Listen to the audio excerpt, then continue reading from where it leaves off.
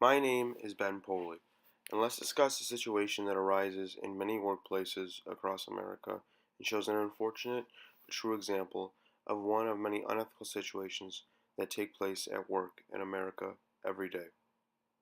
See if this situation sounds familiar. Say you have a boss who has high expectations, a short temper, and a lack of patience. Your boss calls a meeting and is yelling at everyone after he has recently analyzed the company's sales numbers and wants to know why the numbers are so low. He threatens to fire the employee with the lowest sales numbers. You know you have the lowest sales and you can't lose your job. It's only a matter of time before your boss figures out that it is you. You are running out of options, and there is no way to get your numbers up before he finds out it was you in a legitimate way. All of a sudden, you realize that Jimmy, one of your coworkers, is only barely ahead of you, and he leaves his computer unlocked every time he goes to lunch. If you change his numbers and copy his sales, you can put yourself slightly ahead of him, and your job would be safe. So while Jimmy is out for lunch, you go to his desk, go on his computer, and start changing his sales numbers and adding to yours. You finish changing the numbers and leave his desk with no trace that you were ever there. The next day, your angry boss calls everyone back into the conference room and begins to yell even louder than before. He then begins to speak directly to Jimmy and berates him in front of all the other employees. Then, at the end, in front of everyone, your boss fires Jimmy and sends him home. Everyone is in shock and stunned and can't say a word. Only you know the truth.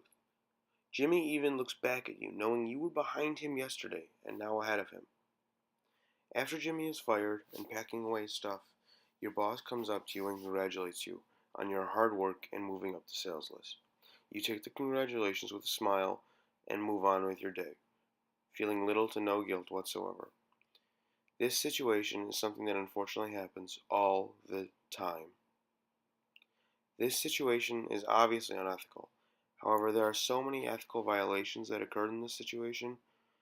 You lied, cheated, stole, let an innocent man get fired, and accepted congratulations for work you didn't do. You didn't try to get Jimmy fired initially. However, you knew the circumstances and knew he would be fired if he was last in the sales list.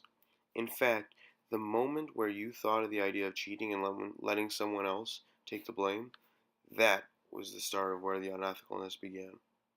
As well, there is an argument that your boss was being unethical when he yelled at the employees and yelled at Jimmy when he fired him publicly in front of everyone. However, even though your boss was being unethical, rude, and obnoxious, that does not give you an excuse or reason to be unethical yourself.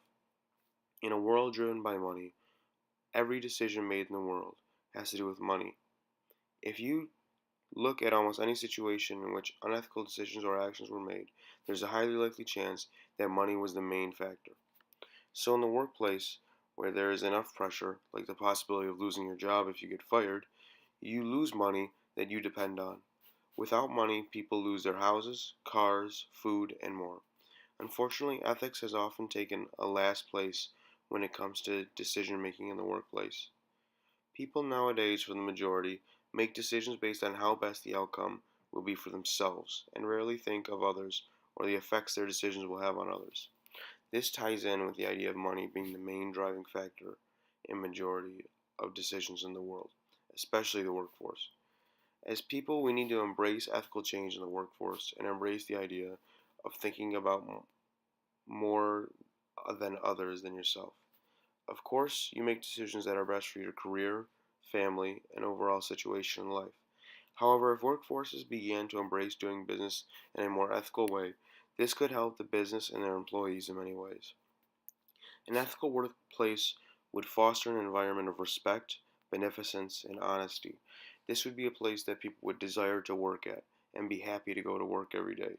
As well, if a company is known for doing ethical business and having an ethical environment, they will gain a more positive reputation amongst customers, and that could drive in more business. So, there is even a scenario where being ethical can possibly even help you make more money. While money shouldn't be your main decision factor, it can be a bonus of being ethical.